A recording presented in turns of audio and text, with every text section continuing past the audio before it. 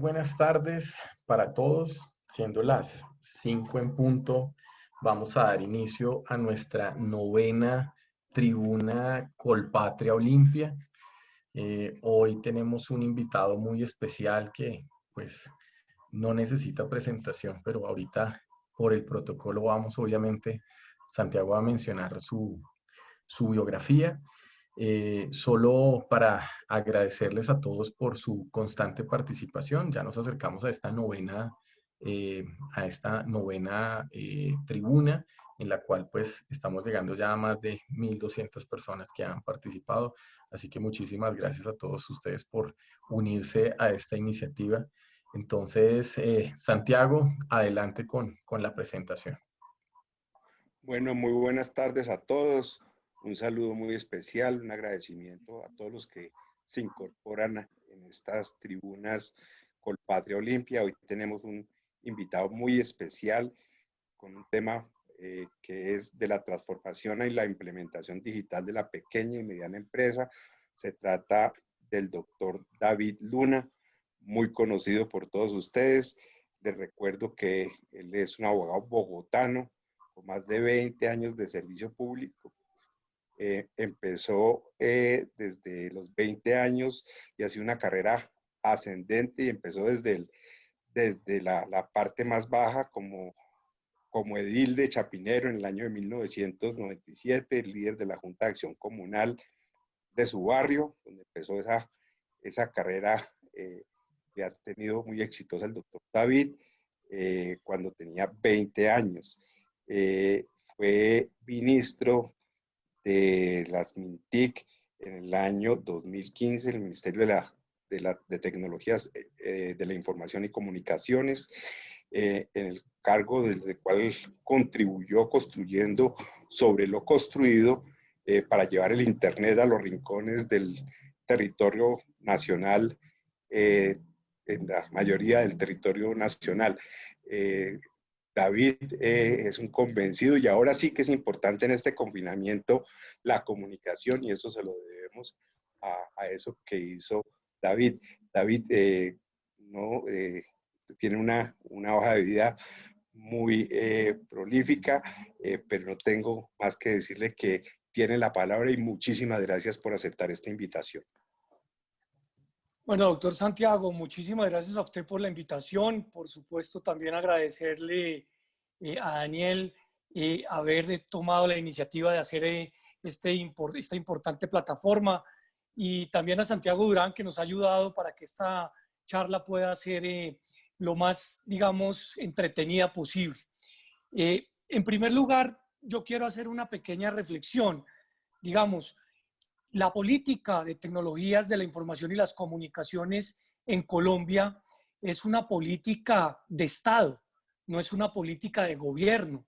Acá se ha construido sobre lo construido permanentemente y es por eso que hoy en día, en un momento de crisis tan complicado como el que vivimos, y pese seguramente a los retos que tenemos, pues hemos podido responder como país a la gran mayoría de los ciudadanos en materia de conectividad y seguramente en muchas otras materias. Pero ¿por qué la charla de hoy, creo yo, le interesa a todos los que nos siguen? Porque el Foro Económico Mundial, desde hace más de 6 años, viene hablando de transformación digital en las pequeñas, en las medianas y en las grandes empresas. Y mucho generó esta discusión porque obviamente los empresarios, inclusive los ciudadanos, no sabían si meterse o no meterse en la transformación digital, por sus costos en algún momento, por sus dificultades en algún otro momento, pero llegada la pandemia, llegada el confinamiento, pues no queda otra distinta a dejar de pensar si nos transformamos o no nos transformamos digitalmente y meternos de cabeza a lo que yo llamo la implementación digital. Y seguimos, Santiago, por favor. Si vemos cómo esta transformación digital ha implementado, pues siempre hay una palabra que es muy, muy importante y es la incertidumbre.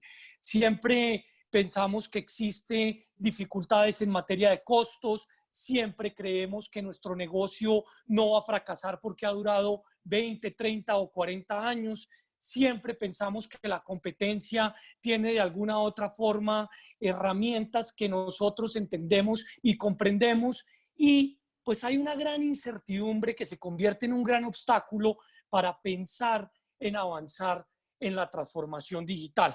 Y en ese sentido, pues yo creo que taparse los ojos con una mano y pensar que la digitalización y la transformación digital no se nos vino, pues es un grave error.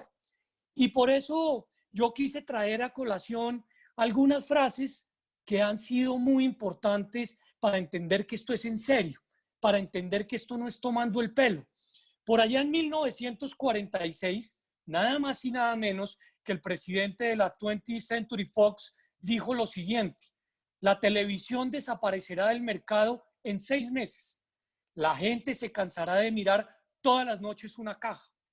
Y miren ustedes, la televisión no solamente ha permanecido, sino cada día es más exitosa, incluso con la competencia que en estos momentos tiene con las plataformas. Por allá en el 68, la revista Times, nada más y nada menos que la revista Times, dijo: la venta a distancia, aunque es perfectamente factible, está condenada al fracaso. Y precisamente las transacciones online con esta pandemia no solamente se han duplicado, sino le están resolviendo la vida a muchos ciudadanos. En el año 77, nada más y nada menos que el presidente de Digital Equipment Corporation dijo: no hay ninguna razón para que alguien quiera tener un computador, un ordenador en su casa. Y miren la situación que estamos viviendo hoy. Y más cerquita, en el 2001, el presidente de Universal Music en Francia dijo: Internet nos da igual, eso no va a funcionar. ¿Qué quiero decir con esto? Que seguir pensando que la tecnología llegó simplemente para permanecer un rato y se va a ir es un error gravísimo. O, para traer a colación otros casos, recordemos Blockbuster, que tuvo la posibilidad de comprar a Netflix en su momento, no quiso hacerlo, y ahí están las consecuencias. Kodak, que tenía dentro de su pipeline de negocios toda la cámara o toda la fotografía digital, no quiso avanzar en el tema. Atari, que se dedicó a las consolas y no se dedicó a los videojuegos, y ahí están las consecuencias. O sea que transformarse digitalmente es una necesidad y en todos los negocios es una oportunidad. Santiago, seguimos, por favor. Es muy importante entonces ver cómo estamos en la historia. Las revoluciones se han dado y todas se han dado con, de alguna u otra manera, efectividad. La primera con base en el vapor, la segunda con base en la energía, la tercera con base en la electricidad, pero todas duraron mucho tiempo, entre una y otra casi 80 a 100 años. Esta última revolución, la cuarta revolución, la digital, que llama el Foro Económico Mundial, ha sido una revolución muy rápida. Y para explicarla simplemente traigo un ejemplo. Recordarán algunos, los mayores como nosotros, el caso de la música. Hace unos años, por allá en los 60, teníamos los cassettes. Después, en los 70, el Walkman o el que llevábamos con audífonos. En los 80, el CD. Y vinimos a generar una explosión tecnológica rapidísima en los últimos años, que ha digitalizado la totalidad de la música, que la ha puesto en plataformas y que ya incluso los derechos de autor son más fáciles no solamente de controlar, sino de pagar. Y por eso es que es fundamental entender que esto está cambiando. Entonces, lo primero que uno tiene que hacer es saber dónde está su empresa, en qué momento está su empresa. Y hay una gráfica muy interesante que hace la consultora mundial IDC, que la tengo acá en la presentación, que es facilísima de entender. Hay empresas que están en el resistidor digital, o sea, que sienten que en estos momentos pues simplemente no necesitan ningún tipo de cambio, que creen que como están funcionando bien y que nunca nada va a cambiar. Hay otras empresas que están un paso más arriba en el explorador digital, que de alguna u otra manera tienen una visión exploratoria que significa o saben qué es la transformación digital, pero todavía de alguna u otra manera no sienten esa necesidad. A esos hay que decirles, muévanse rápido porque literalmente se los pueden comer. Después viene uno que es el jugador digital, que en él está todo lo que hace referencia a la empresa que ya ha incorporado tecnología, pero necesita una cultura para tomar determinaciones porque aún no han logrado transformar ese, digamos, ciclo. Y uno posterior, que es el del transformador digital, que ya tiene iniciativas digitales en su compañía y que necesita adicionalmente una innovación disruptiva. Por último, el disruptor digital, que es nada más y nada menos quien ha logrado pues nacer en este mundo digital y que ha concebido su negocio con la digitalización de por medio. Entonces, si tenemos eso en cuenta, en un momento como el que estamos viviendo, donde veníamos de un auge importante y estamos enfrentando seguramente una recesión para salir de la depresión, lo que tenemos es un nuevo ciclo económico. Y ese nuevo ciclo económico es el que nos tiene que permitir algo tan importante como cómo enfrentar estos nuevos negocios. Por eso la transformación digital es la necesidad de entenderla como superada e implementarla. Y perdónenme, acá hago un paréntesis muy sencillo. Colombia, como muchos países, pues vive dificultades. El precio del petróleo en su mínima expresión, el turismo decayendo y todos los gobiernos buscan alternativas para enfrentar la crisis. Yo creo que una de las alternativas es ver a nuestro país como un hub digital. Tenemos que ser casi que conscientes que debemos salir a formar 100.000, 150.000, 200.000 desarrolladores más que nos permitan desarrollar, que nos permitan, por supuesto, programar para algo tan importante como es ser capaces de entender que todas las empresas con facilidades pueden digitalizarse, pueden transformarse digitalmente. Yo traigo estos 10 pasos que los voy a explicar sencillamente para que quien tiene una compañía mediana, pequeña, grande, entienda que esto lo que va a hacer es ayudarle a que su negocio avance. El primero de esos pasos es algo muy sencillo y es que tenemos que entender qué es la transformación digital y qué no es. Y arranco por qué no es. La transformación digital no es que su compañía tenga una página web o que tenga un fanpage en Facebook o que tenga una app para poder vender a domicilio o que tenga unas redes sociales para poder de alguna u otra manera oír a los ciudadanos. No, la transformación digital es un cambio cultural y estratégico que toda la organización necesita asimilar para que sus stakeholders, entre otros, puedan entender y comprender. En consecuencia, en conclusión, la transformación digital no es únicamente cuestión digital. Acá lo que tiene que haber es desde la parte más arriba de la organización hasta la más abajo y de la más abajo, o sea, de la base de la pirámide hasta la más arriba, haber una concientización que la empresa puede ayudarse a tener mejores prácticas si tiene estas herramientas. Una segunda o un segundo paso que va a ser fundamental es revisar y entender la cadena de valor. ¿Qué es lo que yo tengo en mi empresa y de qué manera estoy teniendo relación, por ejemplo, con mis clientes? ¿Cómo está mi proceso en las ventas? ¿Cómo está mi proceso en servicio al cliente? ¿Tengo o no tecnología? ¿Necesito o no tecnología? ¿Cómo está mi producto? El diseño del producto, el desarrollo del producto, qué tan eficientes son mis procesos de producción y si en esos procesos tengo o no tengo tecnología. ¿Cómo son mis procesos de gestión? ¿Cómo realizo esa gestión? ¿Cómo trabajo con mi talento? ¿Cómo logro que la gestión administrativa sea efectiva o no efectiva? Y si en ese proceso tengo o no tengo tecnología. Y por último, una cadena de suministros que es fundamental. ¿Cómo logro que mi proceso de compra o de aprovisionamiento esté claramente ligado a las metas?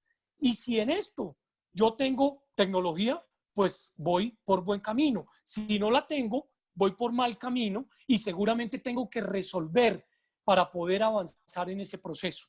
En un tercer punto, que creo que es fundamental, es el estado de madurez que tiene mi compañía para la transformación digital. Ya me di cuenta que mis procesos tienen o no tienen tecnología. Si no lo tienen, pues tengo que lograr avanzar para lograr conseguirlos. Pero si lo tienen, cómo es mi nivel de interacción. Yo tengo herramientas para que mis procesos, por ejemplo, de venta o para mis procesos comerciales avancen. En cómo es mi nivel de automatización. Tengo esas herramientas para saber si esa digitalización es necesaria para que haya mayor agilidad, rapidez, costos dentro de mi proceso.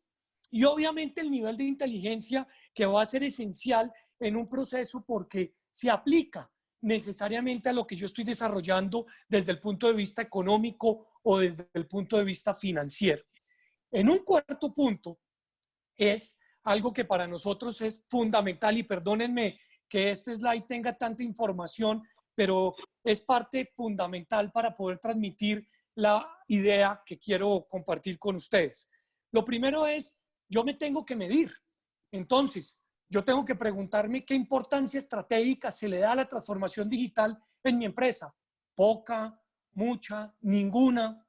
Quiero saber si esa transformación digital puede impactar positivamente en mi negocio. ¿Cómo es la ruta para lograrlo? Y por supuesto, ¿qué estoy haciendo para que esos procesos puedan ser importantes o no en la materia? Y por eso es que acá es esencial, digamos, entender en la parte de abajo del diagrama el nivel de digitalización de mi empresa y en la parte de arriba el nivel, o en la parte del extremo, el nivel que de los habilitadores que hoy tengo. Entonces, yo puedo estar en el cuadrante de principiantes. El cuadrante de principiantes es una empresa que evidentemente tiene un nivel de digitalización en su proceso, pero no existen habilitadores de transformación. O sea, tengo un sistema habilitado, pero de alguna otra manera no busco transformación en mi negocio. O puedo estar en el de actualizados, en el de mi derecha, seguramente la de ustedes, donde tengo un nivel de digitalización elevado, pero con habilitadores poco desarrollados. O puedo estar en el de conservadores, arriba dentro del diagrama, donde estoy preparado para la transformación, pero tengo bajos niveles de digitalización. O puedo estar en el de transformados, donde claramente tengo una empresa con altos niveles de maduración y tengo herramientas que me permiten avanzar en ese proceso. Entonces, es muy importante como empresa, sea mediana, sea chiquita, sea grande, saber perfectamente dónde estoy, y yo creo que este diagrama nos permite de alguna u otra manera tener la capacidad de autoevaluarnos y de saber cómo avanzar en estos procesos. El quinto punto, que es muy sencillo, es dónde ubico mi empresa y dónde la ubico con fundamento en una serie de criterios y dónde la ubico con fundamento en una serie de acciones. Porque, ¿qué es lo que pasa en muchas ocasiones? En una junta directiva le dicen al gerente o le dicen al presidente, o simplemente en una reunión de amigos le dicen al dueño del negocio: oiga, ¿usted ya se transformó digitalmente hablando? Y entonces le pregunta a la persona: ¿y eso qué significa? ¿Que compre un software o que desarrolle un modelo? ¿Por qué no contrata a tal empresa? No, no se trata simplemente de contratar por contratar, se trata de evaluar cómo estamos nosotros como empresa y verdaderamente dónde estamos ubicados ante nuestros clientes, frente a nuestros procesos, frente a nuestras ventas y frente, por supuesto, ante nuestra evaluación. Y de eso es que va a ser esencial saber a qué le queremos apostar. De eso se trata una transformación digital. Por eso, ante la pandemia, hubo muchos que estaban preparados, hubo muchos que estaban más o menos bien preparados y hubo otros que no estaban preparados y que están pasando momentos muy difíciles. Porque esto no se trata de dictar una clase por Zoom, o porque esto no se trata de vender por WhatsApp, o porque esto no se trata simplemente de enviar un flyer a mis amigos por Facebook diciéndoles que mi negocio está en capacidad de vender un producto a domicilio. No, de eso no se trata. Esto se trata de entender la cadena en su totalidad y de saber dónde puedo utilizar mecanismos y herramientas digitales de baja tecnología o de altísima tecnología que me permitan que mi negocio o que mis servicios o que mis productos pues sean mejor recibidos por el cliente. Porque si yo tengo al cliente feliz, pues yo tengo de alguna u otra manera mejores expectativas de venta. Y ahí es donde hay una necesidad asociada en este sexto paso que les quiero mencionar. Es muy importante ver cómo se van a fidelizar los clientes y para eso las tecnologías están a la carta. Nadie necesita mayor esfuerzo para saber que, por ejemplo, yo tengo tecnologías como el Big Data o como la inteligencia artificial protegiendo los datos personales para saber cuáles son los gustos de mi cliente o para saber cuáles son las necesidades de mi cliente. Y de esa manera yo podría perfectamente invertir unos pesos, que no son muchos, para saber cómo puede evolucionar mi producto. O sea, con tecnología puedo entender mejor a mi cliente. Y esto seguramente lo han oído en repetidas conferencias o en repetidas charlas, pero la gente lo oye y nunca lo pone en práctica, porque dice, ¿yo para qué voy a meterle tecnología a la tienda de barrio si yo sé perfectamente qué piensa cada uno de mis vecinos? Yo sé cómo le gustan los tomates a doña Luz, cómo le gusta la gaseosa a don Pedro. Lo que estoy perdiendo es la oportunidad de saber qué otro tema, qué otro gusto, qué otra herramienta le podría yo ofrecer a Luz o a Pedro. Y en ese sentido, la tecnología a través de diferentes plataformas muy baratas, medianamente costosas, muy costosas, puedo yo desarrollar. Por supuesto, base para tomar decisiones. El libro de la tienda de barrio donde se fía, pues sí, hay tiendas que se fían, que es un cuaderno que anotamos, pero perfectamente yo podría tener una serie de herramientas que me permitieran adicionalmente de saber quién me debe plata, cómo es el ciclo de mis productos, qué productos están teniendo más tiempo en la vitrina o qué productos están teniendo menos tiempo. Y eso es fundamental para trabajar en el entorno digital. Esa información no la va a poder usted, por más que quiera llevar a feliz término, trabajar en un Excel. Y en ese sentido, lo que este tipo de productos pueden poner a consideración son herramientas básicas que van a concluir tan fácil como es en reducción de costos, en ahorros y en rendimientos de todos nuestros empleados. Algunas personas que tienen compañías grandes piensan que el tipo de la tecnología es el tipo que me arregla el email o que me arregla el computador cuando se dañó o que me ayuda a conectar a internet. No, el tipo de la tecnología tiene que estar sentado en la junta directiva o el tipo de la tecnología tiene que estar sentado en la mesa del comedor cuando es un negocio familiar, porque es el que nos va a ayudar a tomar decisiones con base no solamente en la evidencia, sino en las herramientas que hoy en día existen. Y la otra cosa es que pensamos que porque hicimos en su momento una transformación digital que está terminando de ser exitosa, pues concluimos el trabajo. No, porque la tecnología va mucho más rápido que la legislación, porque la tecnología va mucho más rápido que los negocios, porque la tecnología es un medio, no es un fin. Y en ese sentido tenemos que comprender que quienes desarrollan tecnología están buscando resolverle los problemas a los ciudadanos fundamentalmente.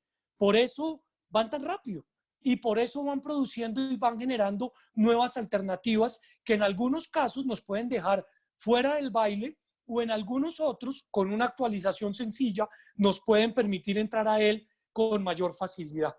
El séptimo punto es algo que es fundamental. ¿Qué espero yo de la tecnología? ¿Por qué le voy a meter unos pesitos a mi empresa si está funcionando bien? ¿O por qué le voy a meter unos pesos en esta crisis tan sobada a mi compañía o a mi negocio familiar si no los tengo?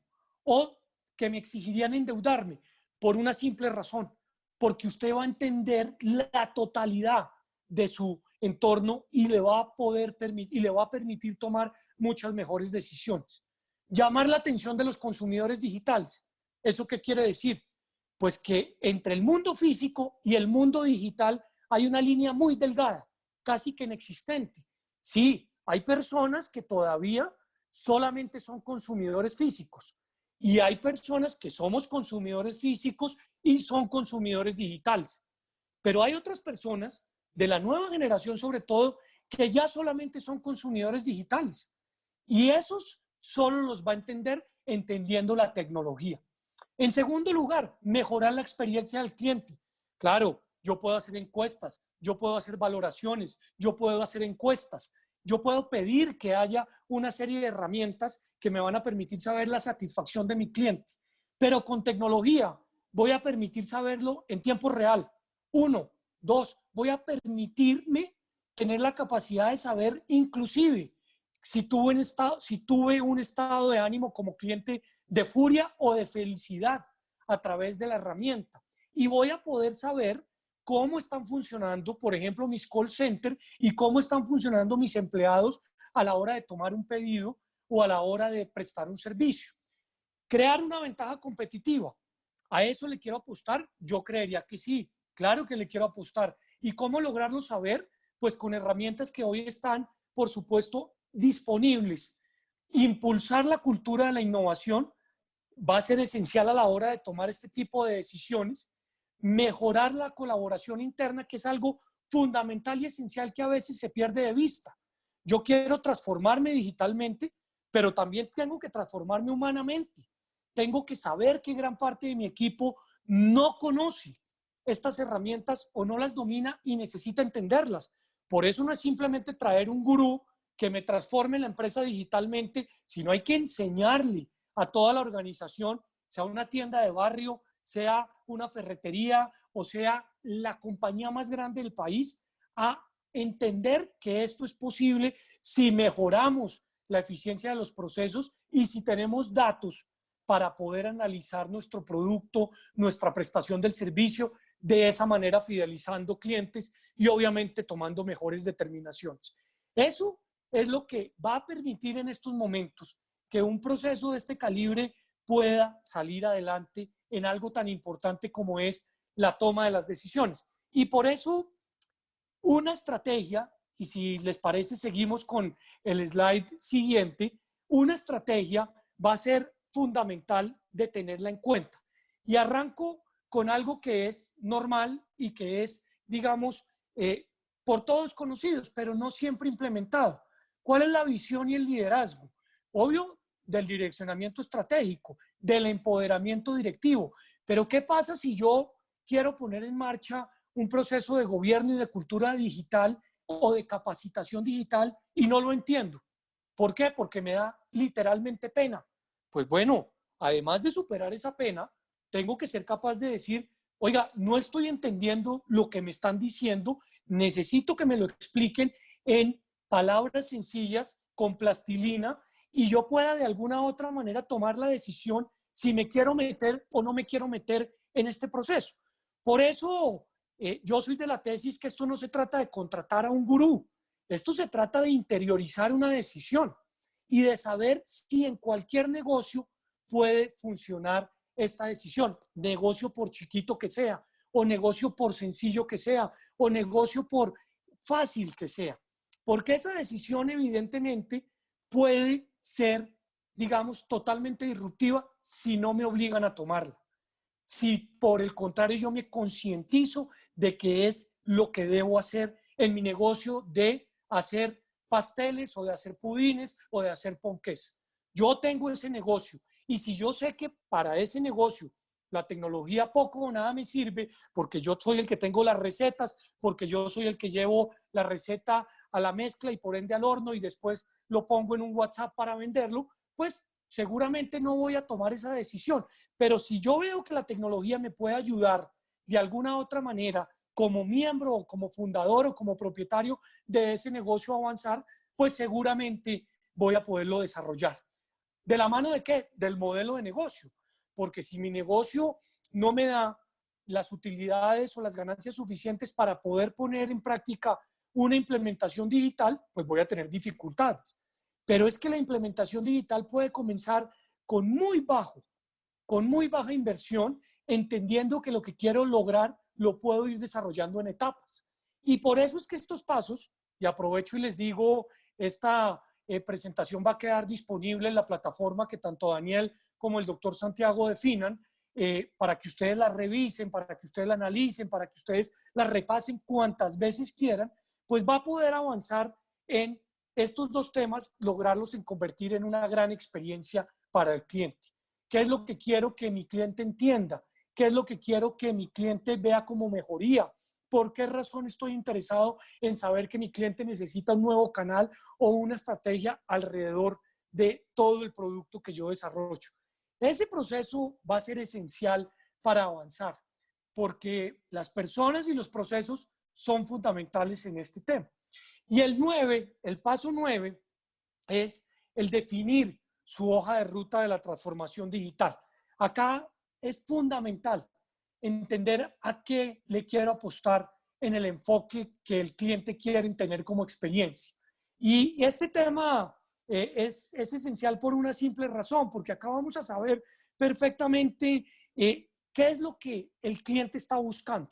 ¿Por qué es tan exitoso Netflix? ¿O por qué es tan exitoso Amazon? ¿O por qué es tan exitoso Uber? ¿O Didi? ¿O Cabify? Porque están pensando permanentemente en lo que el cliente está buscando, porque está pensando permanentemente en hacer feliz al cliente.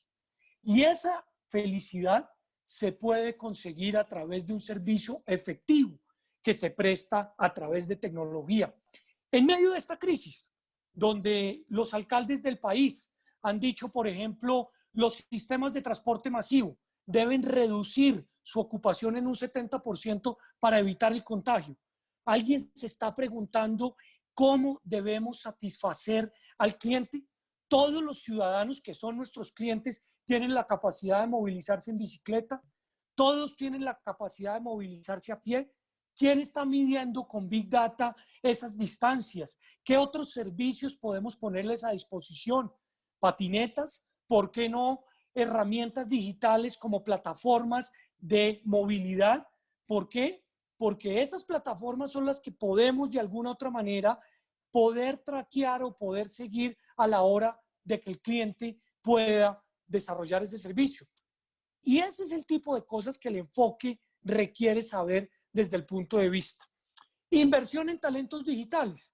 Yo no puedo contratar al más importante ingeniero de sistemas o al más importante ingeniero de analítica de datos si no le explico al resto de la organización en qué significa o qué significa la toma de estas decisiones. Y por esa razón es vital y esencial que estos talentos, pues cada día no solamente entiendan los modelos de negocio, sino adicionalmente comprendan que la digitalización va a ser fundamental. Y acá viene un tema clave. ¿La digitalización destruye empleos? Es una pregunta que hacen constantemente quienes creen o ven a la tecnología como un enemigo. No, yo no creo que la digitalización y la transformación digital destruyan empleos. Yo creo que los transforma. Y yo creo que ahí es donde hay oportunidades, millones de oportunidades de reentrenar a los equipos para tomar determinaciones y decisiones que pueden ser muy útiles para las empresas. Por ejemplo, la historia de la empresa o entender los procesos de la empresa, pues puede ser fundamental a la hora de digitalizar procesos. Ese proceso va a ser fundamental para avanzar en este tipo de determinaciones y decisiones en todas las escalas de la compañía, en todas las escalas de la organización, en todas las escalas de la ferretería. Sí, todo el mundo tiene que estar consciente que vamos a enfrentar un proceso de transformación que ya tiene que dejar de ser de transformación para convertirse en implementación. Y por eso es que yo veo a la tecnología como un aliado, no como un enemigo.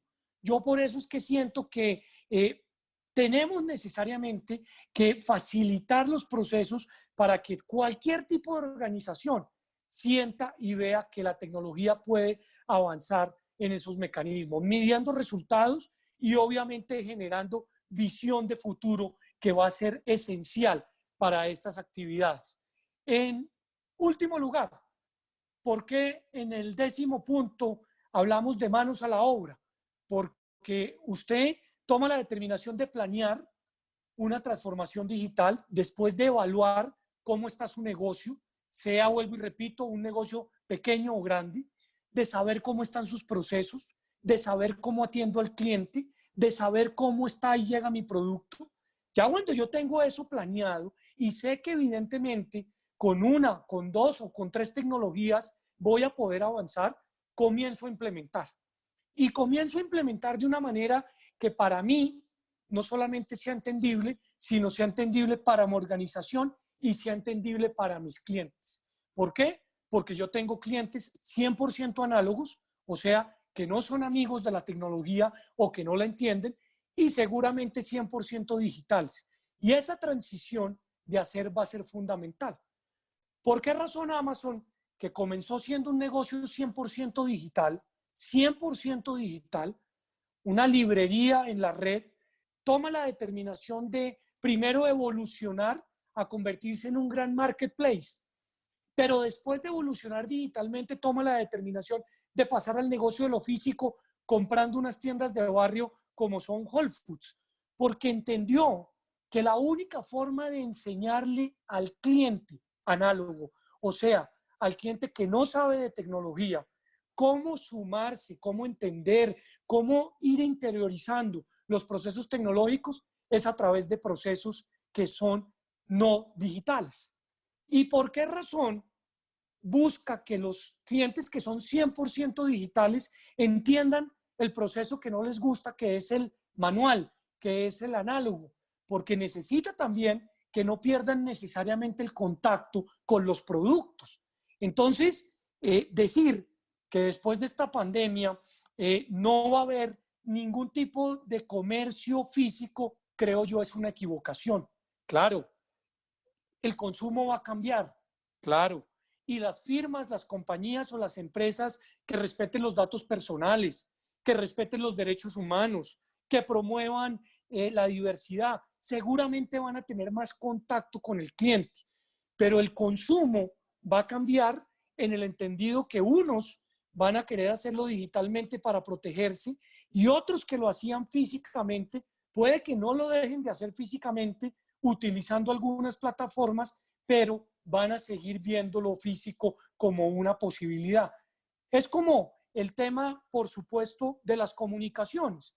Las comunicaciones después de la pandemia seguramente van a cambiar. Vamos a luchar contra las noticias falsas. Vamos a buscar evitar que haya malinformación, que haya información errónea. Pero también vamos a buscar volver un poco a lo básico, a cuál es el medio de comunicación que informa con rigor, que contrasta la fuente, que contrasta, digamos, el criterio del que está siendo de alguna u otra manera entrevistado o criticado. Ese proceso de hacer, entonces, va de la mano del proceso de seguir aprendiendo. Y cuando a uno le hablan de Big Data, de blockchain, de inteligencia artificial, de Internet de las cosas, pues seguramente uno piensa, eso está lejísimos. Y no, eso está a la vuelta de la esquina.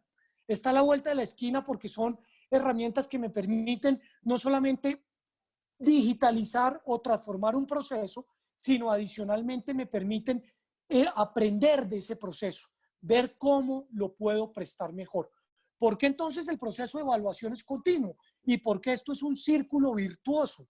Porque lo que estoy haciendo permanentemente es algo tan importante como lograr que la digitalización, la transformación digital sea un aliado para este tipo de actividades. Y yo quisiera mencionar una ñapa, además del punto 10, que me parece que es fundamental y esencial dentro de esta actividad, y es la vigilancia tecnológica. Lo dije hace un rato y quiero repetirlo. Muchos tienden a ver que nos transformamos digitalmente, que nos está funcionando bien el tema y que ya resolvimos el proceso.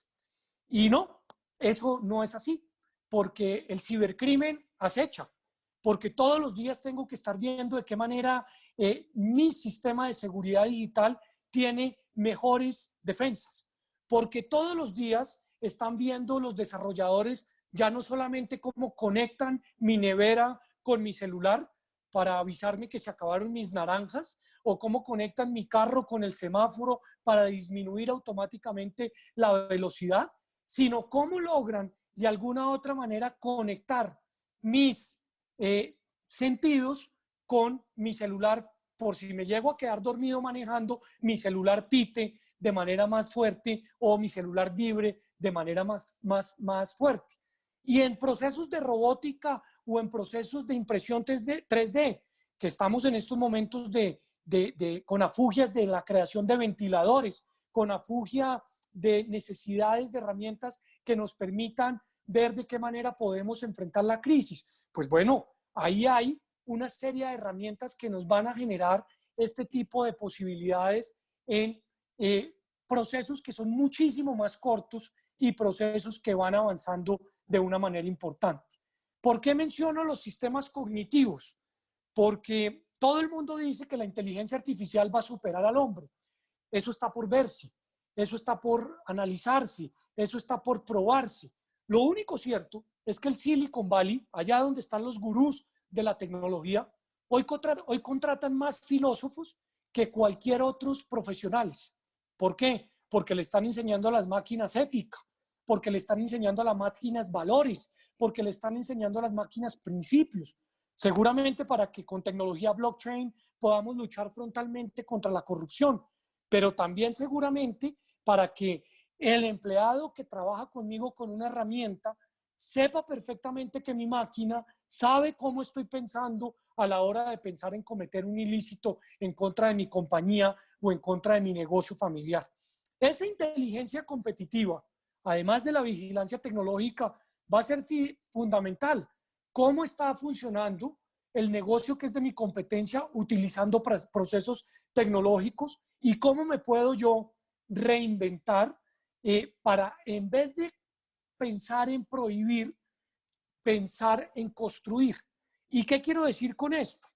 Si seguimos pensando en que cada vez que salga una herramienta tecnológica que es competencia de un negocio tradicional, la única solución es prohibirla, pues nos vamos a equivocar como sociedad, nos vamos a equivocar como país, porque otros países lo que están haciendo es ver cómo acoplarnos para que el usuario, para que el consumidor sea finalmente el que se beneficia de esa tecnología. Es en torno del usuario, no en torno del Estado, que debemos tomar determinaciones y decisiones. Y por eso es fundamental entender un principio económico que creo yo puede ser, digamos, el punto para tomar determinaciones con base en la tecnología y en el futuro de la tecnología. El mercado hasta donde sea posible, el Estado hasta donde sea necesario. ¿Qué significa eso? Que el mercado es el mejor regulador de todos y cada uno de los productos que tenemos a disposición. Claro, el Estado tiene que interferir en determinadas decisiones para poder avanzar y para poder equilibrar, pero no podemos pensar que este tipo de tecnologías van de alguna u otra manera a convertirse en competencia porque uno u otro la tiene y yo no la tengo. Y acá es donde están las decisiones de fondo. Si yo quiero que mi empresa, pequeña, mediana, grande, tenga mejores posibilidades, mejores ventas, mejores comprensiones de mis clientes, tengo que pensar en evaluarme, en saber cómo estoy en mis procesos, por fáciles y por sencillos que esos procesos sean. Evaluado, yo, como se dice, conmigo mismo, como se dice tradicionalmente, pues voy a poder tener la suficiente madurez de decir, mire, ¿sabe qué? Quiero levantar la mano. Y eventualmente en mis inventarios puedo tener una herramienta de tecnología que signifique una inversión muy pequeña. O en el servicio al cliente puedo tener una herramienta de tecnología que signifique una inversión pequeña. O si ya estoy un poco mejor económicamente, puedo pensar en la totalidad del complemento que me va a ayudar a que este proceso pueda avanzar de manera efectiva. Yo estoy absolutamente convencido entonces que en estos momentos de crisis, pues la tecnología es un aliado. Y termino con lo que comencé. Hay que creernos el cuento. Colombia pasó de ser un país que tenía 3 cables submarinos a tener 10. Uno por primera vez por el Pacífico. Colombia pasó de ser un país que tenía 3 millones de conexiones a Internet a tener más de 40 millones de conexiones a Internet. Colombia pasó de ser un país que tenía 600 empresas de software a tener un poco más de 6,000 empresas de software. Colombia pasó de ser un país que, claro, tenía solamente 200 municipios conectados con fibra óptica, hoy los tiene todos conectados con fibra óptica, pero como crecemos tan rápido, tenemos regiones sin conexión que necesitamos seguir conectando. O sea que en materia de tecnología somos un país que, según al club que acabamos de entrar, al de la OSD, pues estamos mejor de lo que nosotros mismos nos imaginamos. Cuando se viene una crisis como la que se viene, donde, repito, el barril de petróleo toca fondo, donde estamos perdiendo un número importante de millones de turistas, donde adicionalmente vemos que no tenemos una serie de herramientas con las que contábamos usualmente, tenemos que repensar que podemos tener unas ventajas competitivas. Y ahí es donde yo insisto, debería ser un proyecto de país, seguir formando jóvenes y adultos en materia de desarrollo, pero fundamentalmente tomar la decisión de comenzar a avanzar con la programación en nuestros niños. Y de eso es que se trata este proceso, de ver de qué forma podemos seguir viendo a nuestra empresa, a nuestra industria como un gran aliado en generación de empleo y por ende como un gran aliado en generación de procesos. Yo agradezco muchísimo a Colpatria y a Olimpia por esta invitación y he visto varias preguntas, algunas críticas, algunas sugerencias en el chat. Si el doctor Santiago Perdomo lo considera, estoy disponible para contestarlas absolutamente todas, en el entendido que en tecnología, pues no todos o casi nadie tiene la verdad revelada y por eso es que todos los días aparece una persona con mayores habilidades, mayores capacidades, resolviendo un problema que hasta el día de ayer no se había podido resolver. Muchas gracias. Muchas gracias, doctor David. Por favor, con las preguntas, sigamos. Yo también tengo una. Por favor. Bueno, David, pues primero, muchas gracias por la presentación. Ahorita vamos a dar paso a las preguntas, en donde invitamos a las personas que alcen la mano a través de la opción de Zoom.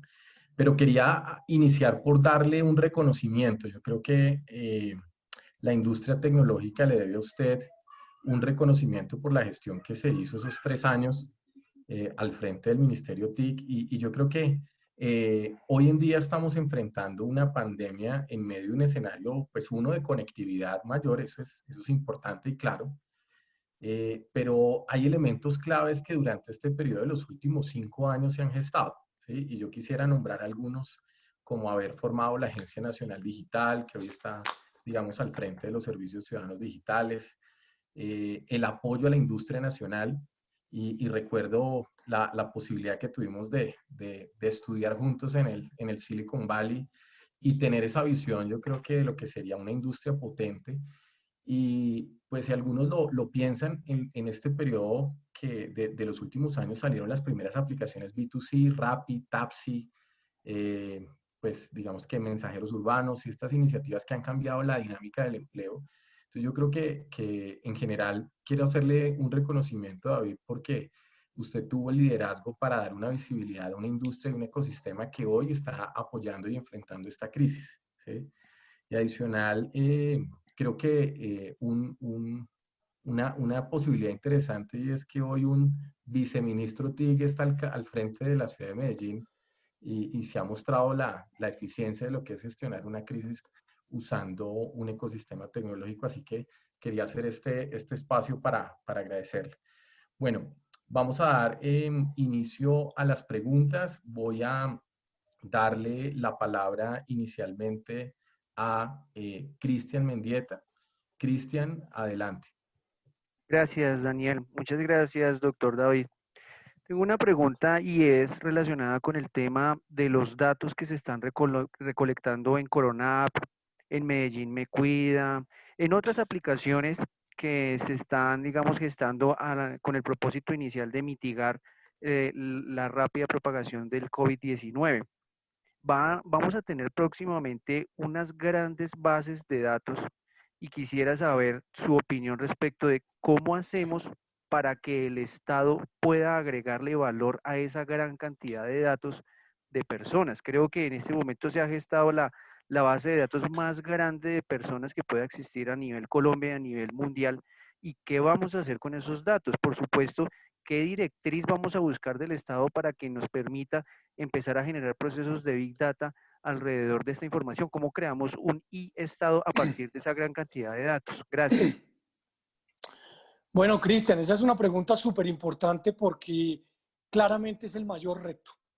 El reto de la protección de datos, decía Tim Berners-Lee, que fue el creador de la página web, va a ser, digamos, la herramienta más importante para que el Internet cada día sea más confiable. Estas plataformas, pues, primero tienen que tener unas políticas de manejo de datos muy estrictas. Segundo, tienen que preguntarle a los usuarios en qué contexto quieren que se utilicen o se destruyan sus datos después de superada la pandemia. Y tercero, con fundamento en lo anterior, pues la confidencialidad va a ser esencial. Yo le voy a poner un ejemplo y es el dato médico. El dato médico todavía en Colombia es un debate que está por venir. Y es un debate que está por venir porque en algunos países de Latinoamérica ya han avanzado sobre él. Acá lo más importante es entender que estas plataformas, Corona, Medellín Segura, en fin, tienen unas reglas establecidas y los gobernantes tienen que contarle a la ciudadanía cuáles son esas reglas, sobre todo para que cada día haya más confianza a la hora de inscribirse. Solo de esa manera vamos a lograr que la gran mayoría de la población haga parte de esas plataformas y podamos ejercer controles digitales, por ejemplo, de seguimiento a las personas que han advertido están infectadas o las personas que estuvieron cerca de un infectado. Esta pregunta que usted menciona tiene una importancia enorme y estamos en mora de contarle a la ciudadanía cuáles son esas reglas, porque las reglas existen. Lo bueno es que las reglas existen. Y al existir esas reglas, pues simplemente el ciudadano tiene que saber de qué se tratan y para qué son.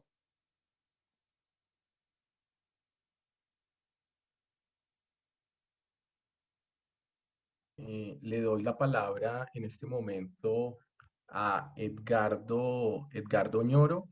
Edgardo, adelante con su pregunta. Hola David, buena tarde. No nos veíamos desde nuestras clases en el Sidenal en el 2018. Me complace saludarte. Igualmente, Edgardo.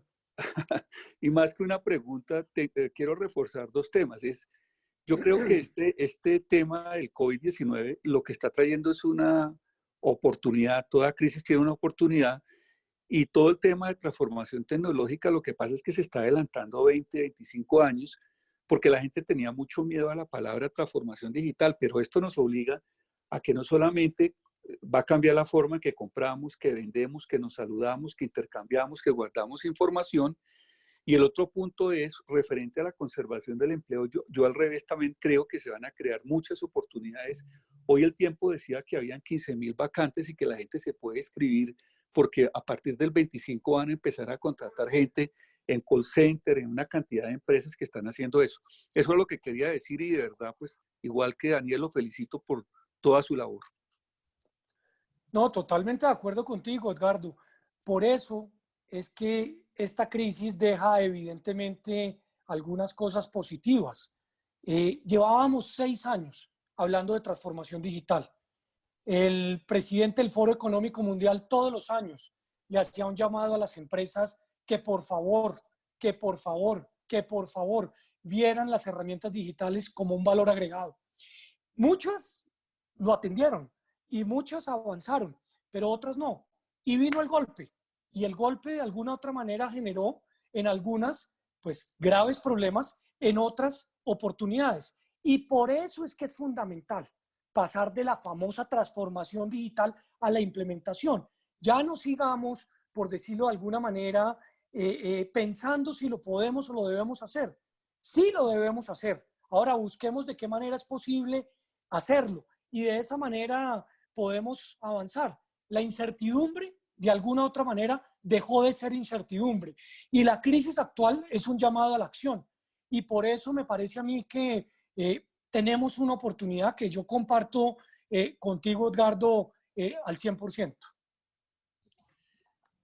Bueno, le voy a dar la palabra a Luis Javier. Veo que hoy se conectaron muchos empresarios de la industria tecnológica, así que un gusto que nos acompañen. Adelante, Luis Javier. Muy buenas tardes, David, doctor David. Luis Javier Parra, usted la última vez que lo vimos en CES en el 2019. Allá en Las Vegas. En Las Vegas, correcto.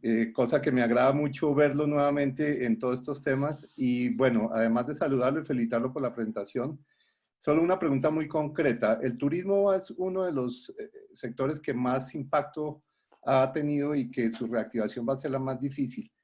Obviamente, usted conoce nuestras aplicaciones, el B2C de Cityscan. ¿Usted cómo ve la reactivación del sector turismo utilizando las tecnologías? Pues yo creo que es un proceso primero, por supuesto, humano, de confianza.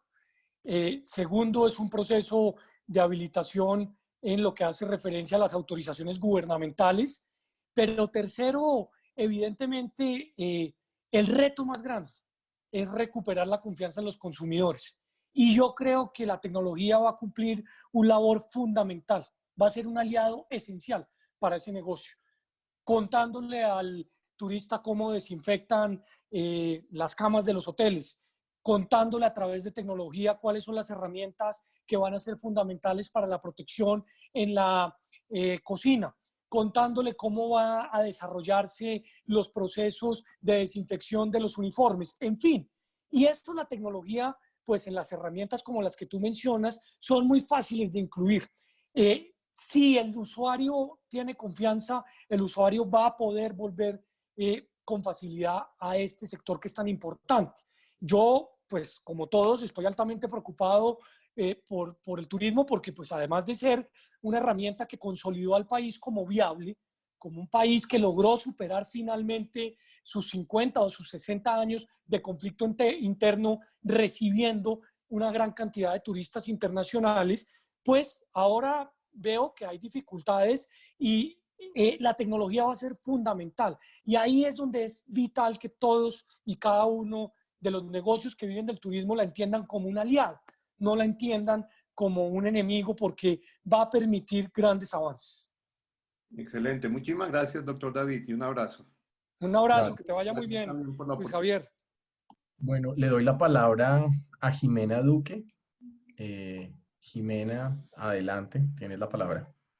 Bueno, David, exministro, también pues agradecer muchísimo la labor. Me uno un poco a lo que estaba expresando Daniel.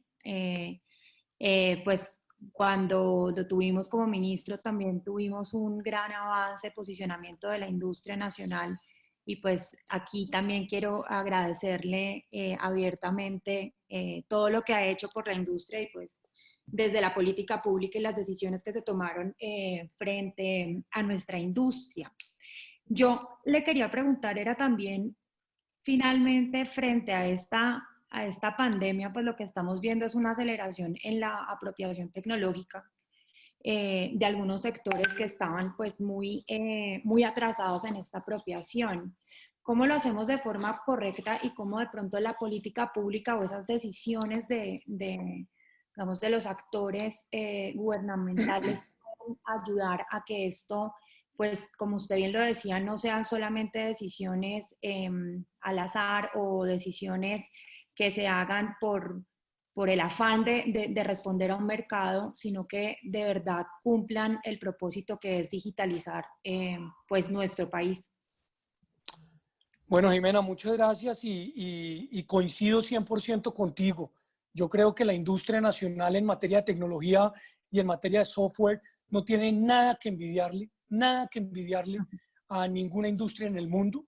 Puede competir perfectamente con cualquier empresa en cualquier parte del mundo, con grandes ventajas competitivas en valor, con grandes ventajas competitivas en talento y con grandes ventajas competitivas en algo que de alguna u otra manera pasa muy de agache a la hora de tomar decisiones, y es que tiene la capacidad de desarrollar software a la medida. Eso me parece a mí que es fundamental, y ojalá en el sector público y en el sector privado siempre entendamos que la industria nacional pues tiene toda la capacidad de prestar el servicio que nosotros consideremos en este proceso. Por eso la articulación público-privada es fundamental. Por eso es fundamental que se entienda cuáles son los requerimientos que tiene la industria para ver de qué manera el Estado habilita esas necesidades. Yo lo primero que diría es talento, talento, talento. Colombia tiene la capacidad de lograr convertirse en uno de los sitios más importantes del mundo para poder desarrollar lo que están requiriendo grandes, pequeñas y medianas empresas de tecnología en el mundo.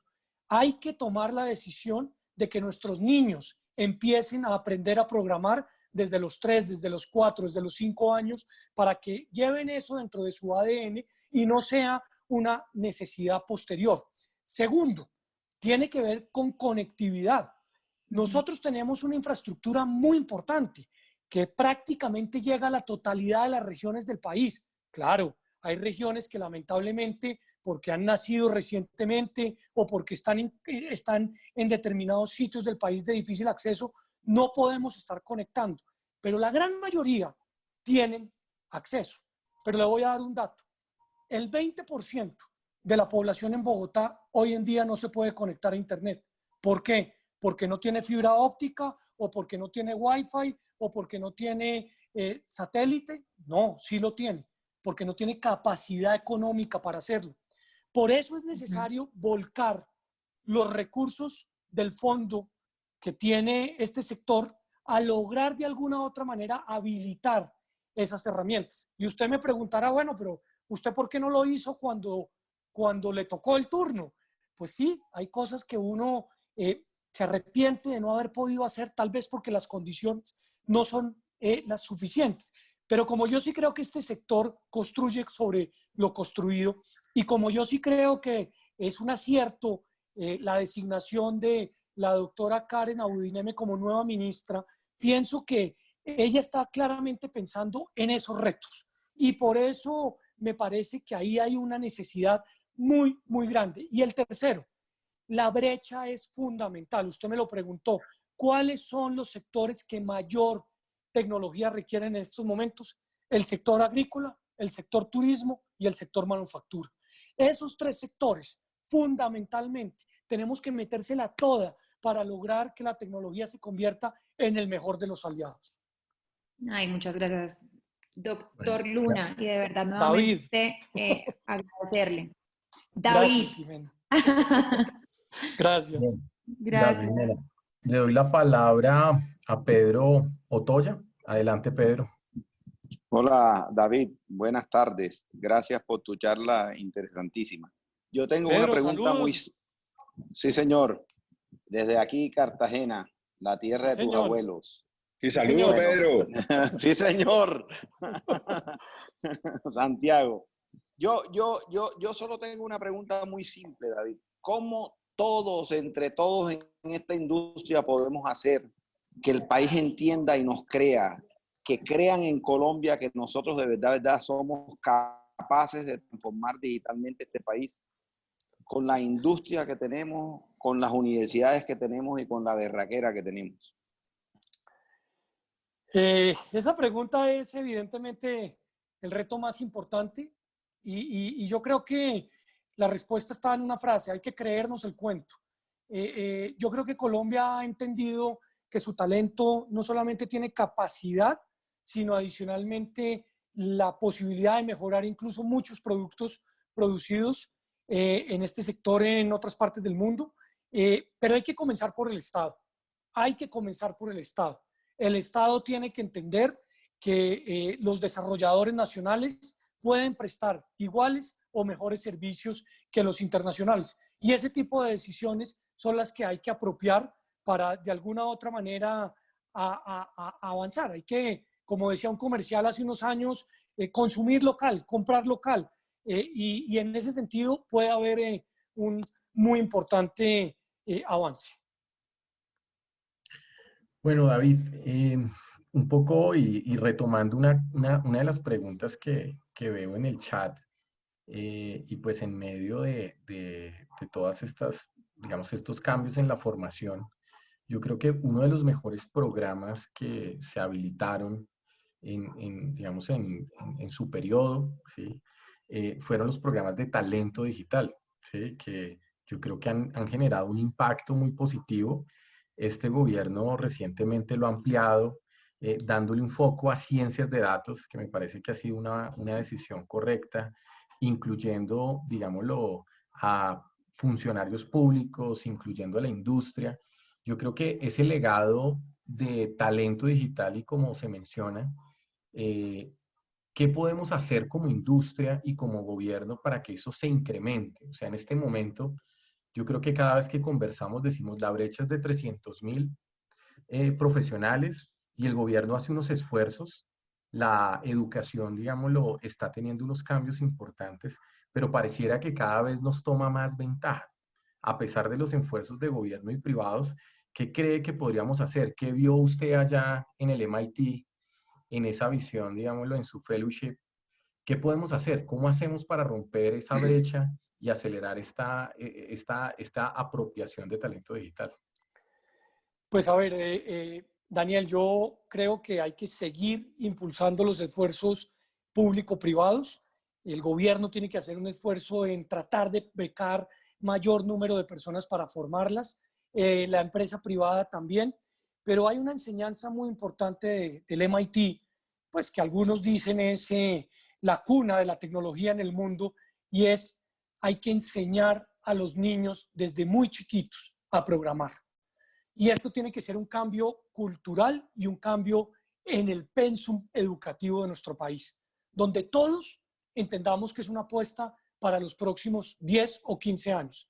Si la programación es asumida con cariño y por supuesto con entusiasmo por nuestros maestros, y si la programación es enseñada a través de plataformas digitales sencillas, educativas, fáciles, vamos a lograr un avance muy, muy importante. Y evidentemente nos podríamos demorar un poco más, pero va a ser necesario ese proceso.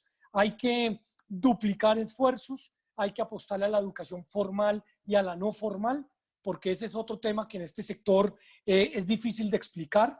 No todo el mundo tiene que tener un título para poder avanzar en un desarrollo como estos. Hay que trabajar en los bootcamps, tenemos que formar más programadores, por supuesto, más y más programadores, pero le insisto, es muy importante y muy interesante que en el sector de educación entiendan esto como un reto de país, como una apuesta de país, donde nos sumemos todos y donde podamos todos avanzar en el proceso. Ok, David. Bueno, pues para finalizar, me gustaría que lo hemos visto. Yo tendría una pregunta, Daniel. Es la preocupación, doctor David, en relación a más tecnología, menos privacidad. Y entonces el tema de utilizar más la información, pues es un tema que hasta el punto de vista ético, pero el no usar la información de forma anónima para poder progresar y poder tomar medidas correctivas también, pues no tiene sentido. Entonces, ¿qué piensa usted de esto? No, ese es un debate, doctor Santiago, pues por supuesto muy complejo, que está en el primer punto del orden del día en todos los países. Para no ir muy lejos, pues en la OECD en este momento, en la Comisión Europea y en el Congreso de los Estados Unidos. Y es evidente que necesitamos y requerimos una normatividad que nos permita aprovechar la información que no tiene condiciones de privacidad extrema para poder tomar mejores determinaciones. Y le voy a poner un ejemplo. Pandemia, cuarentena.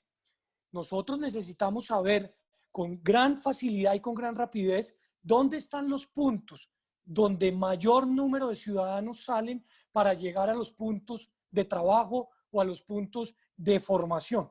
¿Para qué? Para de alguna u otra manera poder distribuir con mayor facilidad el parque de transporte que tenemos disponible. Si ese tipo de herramientas no se permite utilizar, pues estamos perdiendo una oportunidad histórica. Y esos datos no son unos datos de alta privacidad, porque son datos simplemente que se pueden utilizar con teléfonos celulares sin necesidad de hacer referencia al nombre del propietario o sin necesidad de hacer referencia al número del teléfono, simplemente por flujos. Esos flujos son los que nos van a permitir tomar decisiones. Segundo ejemplo, ¿cómo es la llegada de las personas a los centros de salud? ¿Cómo va usted a saber de dónde viene esa persona y cómo va a saber si pudo o no pudo tener un contagio? Eso no lo resuelve sino la tecnología, y eso no lo resuelve sino la administración correcta de los datos. Por eso cuando Cristian decía, ¿qué va a pasar con los datos de las aplicaciones que hoy están funcionando? Pues es fundamental que nos digan cuáles son las reglas, y bajo esas reglas que se respeten perfectamente. Porque evidentemente esta pandemia lo que nos ha dejado como enseñanza es, hay que aprovechar estos datos para tomar decisiones y así evitar nuevas cuarentenas. Y la única forma, pues va a ser saber quiénes de nosotros nos movemos en qué medios de transporte, o quiénes de nosotros tenemos contacto con qué personas que estuvieron o no estuvieron infectadas, porque detrás de cualquier tecnología siempre está el ser humano. Detrás de cualquier tecnología siempre está el ser humano. Y ese ser humano es el que nos va a permitir, pues, que los datos se manejen confiablemente. Lo que necesitamos son simplemente las reglas. Bueno, David, mi última pregunta estaba relacionada a un mensaje que usted dio entre líneas, pero lo vimos muy activo en sus redes sociales cuando mencionaba el tema de la regulación del mercado versus la regulación del Estado. Y tiene que ver en el caso particular de las plataformas digitales de transporte, ¿sí? Y el caso Uber, que fue muy discutido y, digamos, lo generó todos estos debates. ¿Qué opinión tiene usted, digámoslo, de lo que va a pasar en adelante? ¿Sí? En este momento la tecnología pues se toma, digamos, la prioridad y ha mostrado, digámoslo, como la relevancia que tiene para la sociedad. ¿Qué cree usted que va a pasar en estos nuevos debates o al retomar estos debates de regulación tecnológica cuando entra industrias tradicionales como el sector de transporte? ¿Qué cree que va a pasar ahí? Pues que tenemos, doctor Daniel, que proteger a como dé lugar a los ciudadanos, que tenemos que aprovechar la tecnología para poder mejorar las condiciones de transporte y, por supuesto, para poder hacer seguimiento a los usuarios. Yo creo que las plataformas de transporte, todas, las de vehículo particular, las de bicicleta, las de patineta, todas deben ser permitidas y deben poderse utilizar. Y obviamente, quien tenga la facultad reglamentaria, pues puede generar equilibrios en la regulación que está vigente desde hace 10, 15, 20 años. O sea, si hay un momento en el cual tengamos la necesidad de avanzar para utilizar la tecnología al servicio de los ciudadanos, es este momento, porque no podemos, por razones de presiones o por razones de debates, simplemente cerrarnos a la banda. Mire cómo lo están haciendo los demás países. Bueno, para no ir muy lejos, mire cómo lo está haciendo la ciudad de Medellín. La ciudad de Medellín tiene en estos momentos una plataforma que funciona, puede escanear la cédula, le puede decir si la persona está o no está en la calle, y adicionalmente esa plataforma, más temprano que tarde, le va a terminar recomendando en qué medio de transporte moverse. Voy para tal parte, muévase a pie, muévase en bicicleta, muévase en una plataforma como Bit o como Cabify o como Didi o como Uber, o muévase en el metro o muévase en el transporte de sistema integrado. Eso es de alguna u otra manera lo que va a terminar sucediendo. Y obviamente los cambios son difíciles y los cambios tienen que ser equilibrados. Y ese equilibrio seguramente lo está requiriendo el sector de los taxis, que ya están utilizando muchos de ellos plataformas porque ven el buen significado de lo que interesa tanto para el conductor como para el usuario. Hoy una plataforma anunció que va a hacer 3.000 pruebas para que sus conductores de taxi tengan de alguna otra manera mejores condiciones en salubridad y así puedan proteger a sus clientes. De eso es que se trata esta herramienta. Bueno, doctor David, pues muchísimas gracias nuevamente y de verdad que su opinión siempre será, digámoslo, bastante bien recibida por la industria y por el gobierno, y le damos las gracias por haberse tomado esta hora y cuarto en compartir su experiencia y conocimiento. Y pues Santiago, lo dejo para que cierre y presente nuestra próxima tribuna. Muchísimas gracias, doctor David. Muy interesante, y también ese reconocimiento que como está hoy Colombia en la parte digital y de conectividad se le debe a usted. Un reconocimiento muy especial. Muchas gracias, A doctor todos Santiago. decirles que tenemos en YouTube, en Olimpia IT, tenemos estas conferencias y el material que generosamente nos ha compartido el doctor David, e invitarlos para la tribuna Colpatria Olimpia el domingo próximo, el 17 de mayo a las 10 de la mañana. Tendremos como conferencista Henry Gallardo, director general de la Fundación Santa Fe, con una conferencia que se titula La experiencia de un hospital con la pandemia. Entonces, todos muy invitados y muchísimas gracias por asistir hoy. Bueno, muchas gracias, David. Muchas gracias nuevamente. No, muchas gracias a ustedes y un saludo, doctor Santiago, doctor Daniel y a todos quienes nos acompañaron en la tarde de hoy.